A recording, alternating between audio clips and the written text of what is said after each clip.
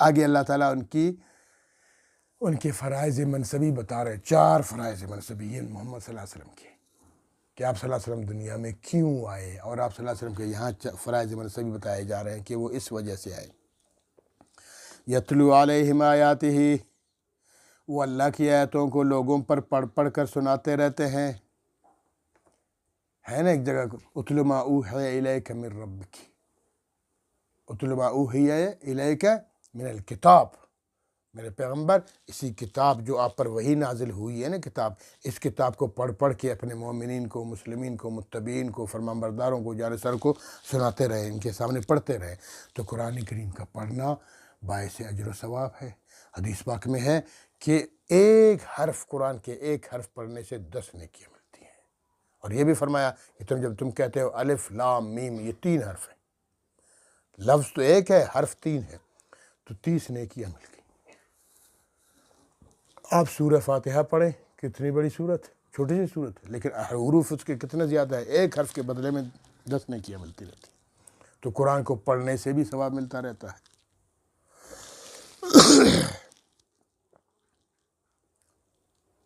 یہ مقصد اول ہے، پہلا مقصد ہے کہ آپ صلی اللہ علیہ وسلم کا، کہ آپ صلی اللہ علیہ وسلم کو بتایا گیا ہے کہ آپ اپنا فرض منصبی نمبر 1 کیا کرتے ہیں، یتلو علیہم آیاتہ، اللہ تعالیٰ کی آیات کو ان پر یعنی مومنین پر پڑھ پڑھ کے سناتے رہتے ہیں صلی اللہ علیہ وسلم۔ اور ایک فضیلت یہ بھی ہے کہ جو شخص قرآن کریم کی تلاوت کرتا رہتا ہے اکثر، تو قیامت کے دن قرآن کریم اٹھتا ہے اور اس بندے کی شفاعت فرماتا ہے کہ اے اللہ یہ مجھے پڑھتا رہا ہے، آج میں اس کی شفاعت کرتا ہوں، اس کو جہنم مت بھیجیے، اس کو میرے حوالے کر دیجیے تاکہ میں اس کو جنت چھوڑ دوں۔ تو اللہ تعالیٰ قرآن کی شفاعت منظور فرمائیں گے اور اپنے تلاوت کرنے والے کو جنت لے جائے گا قرآن کریم۔ اللہ تعالیٰ ہمیں تلاوت کرنے والے بنائے۔ تو تلاوت کی بھی بڑی فضیلت ہے، تو یہ نمبر 1 ہے۔ اور دوسرے نمبر پر فرمایا وَيُزَكِّيهِمْ، اور ان کو یعنی مومنین کا تزکیہ کرتے رہتے ہیں۔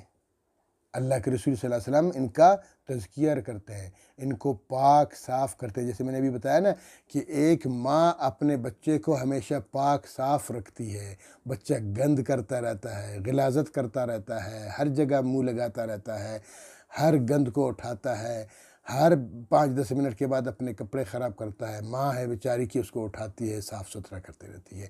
تو اللہ کے رسول کی ایک ڈیوٹی یہ بھی لگائی ہے کہ وَيُزَكِّيهِمْ، ان مومنین کو وہ تزکیہ کرتے رہتے ہیں، پاک صاف رکھتے ہیں۔ کیسے پاک؟ کفر سے پاک کرتے ہیں، شرک سے پاک کرتے ہیں ان کو، بدعمالیوں سے پاک کرتے ہیں ان کو، اور ان کے دلوں کو اور دماغ کو پاک کرتے رہتے ہیں، بدعات سے پاک کرتے ہیں، رسومات سے پاک کرتے ہیں، جاہلی زمانے کے اعمال اور گندے افعال اور کردار سے پاک کرتے رہتے ہیں۔ تو یہ اللہ کے رسول صلی اللہ علیہ وسلم کی ڈیوٹی ہے، وہی زکی۔ اور تیسرے نمبر پر فرمایا وَيُعَلِّمُهُمُ الْكِتَابَ، اور ان کو کتاب سکھاتا رہتا ہے، قرآن کریم سکھاتا ہے۔ دیکھو پہلے فرمایا یتلو علیہم آیاتی، قرآن کریم کی تلاوت کرتے رہتے ہیں۔ تو اللہ کے رسول کی ڈیوٹی ہے کہ مسلمانوں کے سامنے تلاوت کرے تاکہ مسلمان بھی قرآن کریم کی تلاوت کرتے رہیں، صبح شام تلاوت کریں۔ علماء فرماتے ہیں کہ قرآن کریم کی روزانہ تلاوت کی جائے، بے شک زیادہ نہ کی جائے، 1 رکوع تلاوت کیا جائے لیکن ناغہ نہ ہو۔ قرآن کریم گھر کی برکت ہے، جس گھر میں قرآن کی تلاوت کی جاتی ہے اس گھر میں جنات نہیں آتے ہیں، اس گھر میں شیاطین نہیں آتے ہیں، اس گھر میں خیر اور برکت رہتی ہے۔ تو قرآن کریم کی تلاوت کی جائے، یہ پہلا۔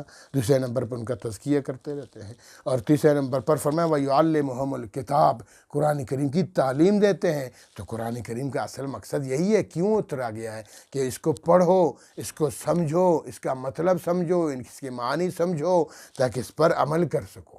تو اصل مقصد قرآن کے نزول کا یہی ہے کہ اس کو سمجھو۔ ابھی آج بہت سارے لوگ کہتے ہیں اچھا بس قرآن کی تلاوت کو صبح سے لے کے شام تک تلاوت، مطلب کی طرف کوئی توجہ ہی نہیں ہے۔ بھائی مطلب کو بھی سمجھو، ٹھیک ہے پوری امت تو عالم نہیں بن سکتی نا، لیکن چاہیے کہ بھائی قرآن کو کم از کم کچھ تھوڑا بہت تو سمجھنے کی کوشش کریں نا، علماء سے سمجھیں، پڑھیں۔ لیکن اپنی رائے نہ دیں، جہاں ایسا نہ ہو کہ غلط سمجھیں پھر کہ ہاں دیکھو لوگ جھوٹ بولتے ہیں قرآن میں اس طرح سے. بھائی علماء سے پوچھو، تجھے کیا پتہ؟ پورے قرآن کا علم حاصل کیا ہے؟ ہاں پہلے عربیت حاصل کرو، عربی گرامر حاصل کرو، عربی زبان حاصل کرو، اور اس کے بعد پھر اعتراض کرو. آتا کچھ نہیں ہے، بس ایک آیت پڑھ لی اور مفتی بن گیا. ایسا تو نہیں کرو. علماء سے پوچھو، علماء کی شاگردی کرو، ان سے علم حاصل کرو اور قرآن کریم کو سمجھنے کی کوشش کرو. اصل مقصد قرآن کریم کا تلاوت باعث ثواب ہے، لیکن اصل مقصد باعث نجات قرآن پر عمل ہے، اور وہ عمل اس وقت ہوگا جب ہم قرآن کریم کو سمجھیں گے، پڑھیں گے. تو یہ ہے تیسرا مقصد ہے. اور چوتھے مقصد کے بارے میں فرمایا والحکمہ، اور وَيُعَلِّمُهُمُ الْكِتَابَ وَالْحِکْمَةَ، وہ قرآن کی بھی تعلیم دیتے ہیں اپنی امت کو، مومنین کو، اور حکمت کی بھی تعلیم. حکمت کیا ہے؟ آپ صلی اللہ علیہ وسلم کی سنت ہے، آپ صلی اللہ تعالی وسلم کی احادیث مبارکہ ہے، آپ صلی اللہ علیہ وسلم کے فرمودات ہیں. یعنی مطلب یہ ہے کہ قرآن سکھانا یہ بھی اللہ کے رسول کی ذمہ داری ہے، اور حدیث سکھانا یہ بھی رسول پاک صلی اللہ علیہ وسلم کی ذمہ داری ہے. کیونکہ قرآن کریم ایک مختصر ترین کتاب ہے، اتنی بڑی لمبی بات کو اس سے مختصر سے بیان فرماتے ہیں، تو اس کی تشریح تو اللہ کے رسول فرمائیں گے نا. اب اگر کوئی شخص کہتا ہے میں قرآن کو مانتا ہوں، حدیث کو نہیں مانتا، وہ جھوٹ بولتا ہے، وہ بکواس کرتا ہے، وہ غلط کرتا ہے. وہ قرآن کو کیسے سمجھ سکتا ہے؟ حدیث کے بغیر قرآن سمجھا ہی نہیں جا سکتا.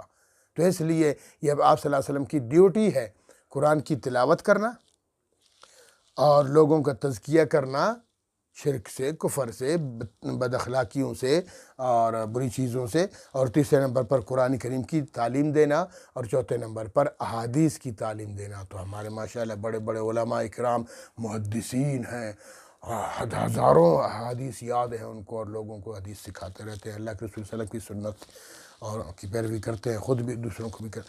تو یہ آپ صلی اللہ علیہ وسلم کی ڈیوٹی ہے. وَإِن كَانُوا مِن قَبْلُ لَفِي ضَلَالٍ مُبِينٍ، اگرچہ اس سے پہلے لوگ کثری گمراہی پر تھے.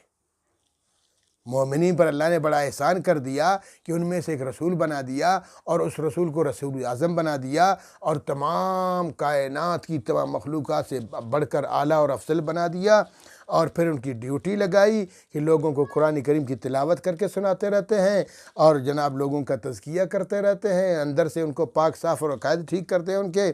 اور پھر وَيُعَلِّمُهُمُ الْكِتَابَ، کتاب بھی سکھاتے ہیں ان کو، کتاب قرآن کو سمجھ سکو اور پڑھ سکو اور اس پر عمل کر سکو. والحکمہ، اور اپنی احادیث اور اپنی سنت کی پیروی کرواتے رہتے ہیں. یہ آپ صلی اللہ علیہ وسلم کی 4 ڈیوٹیاں بتا دی گئیں. فرمایا وَإِن كَانُوا مِن قَبْلُ، اگرچہ یہ مومن، یہ لوگ، یہ انسان تھے من قبل، اس سے پہلے، آپ صلی اللہ علیہ وسلم کی نبوت سے پہلے، آپ صلی اللہ علیہ وسلم کی رسالت سے پہلے، لفی ضلال، گمراہی میں، مبین، واضح گمراہی میں تھے. اسی جگہ میں ہے نا، وَكُنْتُمْ عَلَى شَفَا حُفْرَةٍ مِّنَ النَّارِ، تم تو آگ کے گڑھے کے کنارے کے بالکل کھڑے تھے، ایک قدم آگے جاتے تو جہنم میں گر جاتے، آگ میں جاتے. فَأَنْقَذَكُم مِّنْهَا، وہاں سے تمہیں اللہ نے تمہیں بچایا. کس کے ذریعے بچایا؟ اس قرآن کے ذریعے بچایا. کس کے ذریعے بچایا؟ محمد صلی اللہ علیہ وسلم کے ذریعے بچایا. تو انہوں نے آیا بھائی کدھر جا رہے ہوتے رہو؟ تو اتنا بڑا احسان کیا اللہ نے تم لوگوں پر، ایک رسول بھیج دیا، اور وہ بھی اتنے عظیم انسان، اور تم ان کی پیروی کرو گے تو پھر اللہ خوش ہو جائیں گے، اللہ راضی ہو جائیں گے. اور انہیں واقعی تعلیم دی، انہوں نے تربیت کی. انہوں نے جناب ایسی جاہل قوم جن کو علم سے کوئی واسطہ نہیں، وہ کہیں قسم چرواہے قسم کے، ان کو جناب ایسے صاف کر دیا، ایسے شفاف کر دیا، ایسی تعلیم و تربیت دی کہ ملائے اعلیٰ کے فرشتے بھی ان کو دیکھ کے رشک کرتے رہتے ہیں. وہ کہتے ہیں نا، کیا نظر تھی جس نے مردوں کو مسیحا کر دیا، تیری فیاضی نے ذروں کو بنایا آفتاب، بن گئے اونٹوں کے چرواہے زمانے کے امام. صلی اللہ علیہ وسلم کیا محنت فرمائی، کیا عظیم جماعت بنائی، قدسی جماعت بنائی، 1,44,000 صحابہ کرام کی جماعت بنائی. اور اسی جماعت نے کچھ بھی نہیں دیکھا، پوری دنیا میں اس دین کو، اس قرآن کو پھیلا دیا. اللہ ان سے راضی ہو، رضی اللہ تعالی عنہم. تو آپ صلی اللہ علیہ وسلم کی اللہ پاک ہمیں بھی آپ کی قدر و منزلت سمجھنے کی توفیق عطا فرمائے، اور آپ صلی اللہ علیہ وسلم کی مکمل طور پر اتباع اور پیروی کرنے کی توفیق عطا فرمائے. وآخر دعوانا ان الحمدللہ.